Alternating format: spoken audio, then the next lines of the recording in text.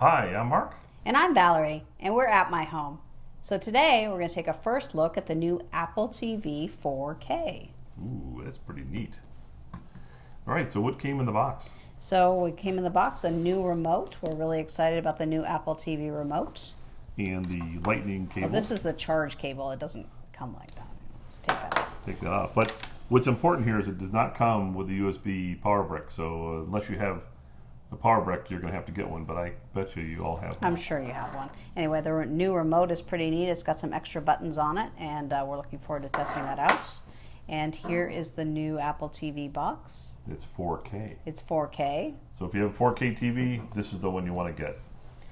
And it comes with a power cord, instructions, and stickers. All right. So that's it. That's the new Apple TV.